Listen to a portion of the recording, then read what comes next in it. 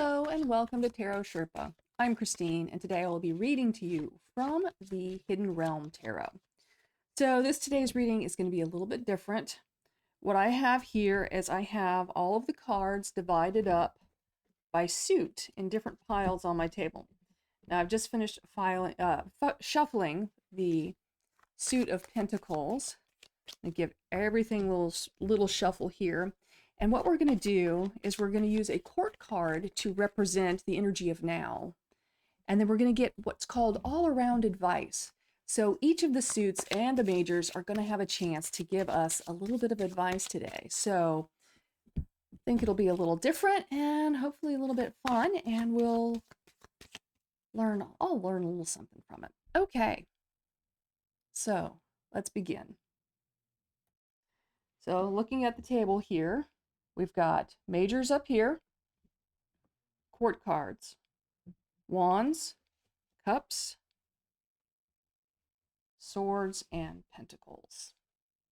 So we'll begin with our court card. So this represents us in the situation. This represents the individual energy. The energy of the situation is Knight of Swords. So there's a desire to know the truth. There's a seeking of the truth, and we have here a piece of the truth, part of the truth. But we're looking for something more. And that's kind of symbolized here by the bird, is that connection from the earth to the divine. Birds are often used as messengers from the mundane, from the earth to the divine. And so we have our knight here who's looking for some spiritual advice. What advice can we get?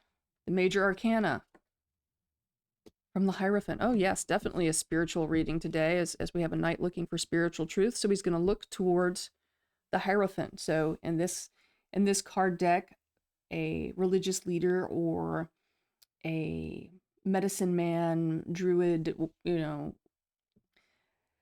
meaning a traditional approach to spirituality. The Hierophant is less intuitive, but more experientially based in a spiritual practice. So we have our knight who's looking towards some mentorship for spiritual practice. What do the wands have to say about this? What can we do? What is our doing? Three of Wands. So in this very beautiful card, we have the working together of a family. And a lot of people in a spiritual practice who are in a traditional spiritual practice with other people will describe them, the people with which they practice spirituality, their spiritual family. So, a church family, a coven family, a whatever your definition of spiritual practice is, uniting with the familial aspect of that practice helps to find that connection to the divine. Because we learn from the perspective of other people.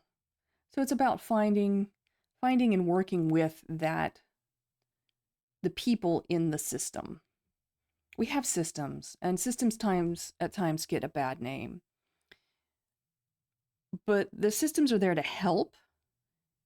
When the system becomes all about the system, that's when it becomes a problem. But when you realize that it's really just there to help you find that deeper level of spirituality you're looking for, then working with the people within the group, people who have different experiences from you, can offer you different perspectives. I often say we don't balance ourselves, we balance each other in community. And there's your finding a community, being part of the community. Maybe you're part of a community, but you're kind of on the outside because you're like, oh, I don't want to get involved. But this is a card that says getting involved is the way to go. All right, swords. Communication. And so in this This is not my swords. This is my cups. Oh, I see. All right, cups. So, Four of Cups is usually indicative of turning your back on something or having so much focus on what's in front of you. There are things in the periphery that you're missing out on. So, if you are on the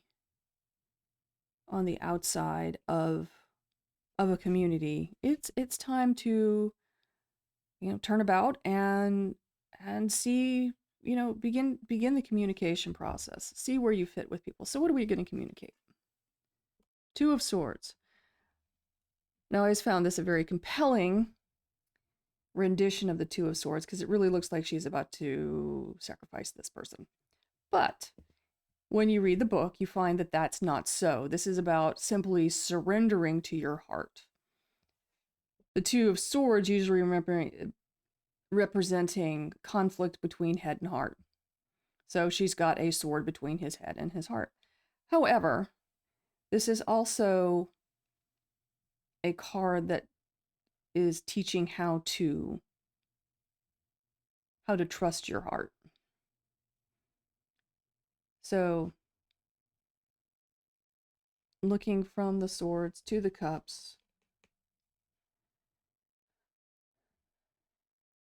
yeah, there's a sense of, yes, it can be rather frightening to try and trust other people, especially with something as personal and complicated as spirituality, as we're all here on YouTube talking about spirituality. But there's a sense of the communication of what's in your heart. What are you communicating from your heart? Okay, and finally, let's look at our pentacles, our earth suit. Oh, we have a little Ace of Pentacles, our little hedgehog here. It's so cute. Let me get you a little closer. You see how cute he is. So aces are a commencement. They are a beginning. They're the energy to get started on something. They're the method by which we manifest. It's a sign that the tools to do these practices exist in your grasp. It's in your capability. You may already be part of a spiritual community, but you've been hesitant about really participating. You've maybe been to a few of the group gatherings, met a few people, and this is saying it's really kind of time to communicate from the heart. And the communication will help you, especially with the learned people in the group. Communication will help you find out what it is they believe and if it coincides with what you believe.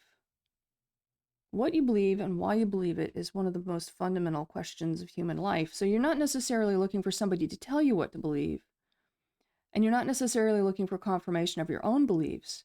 You're looking for perspective on how to live a belief. And that's what the Hierophant is offering here. How do you live your beliefs?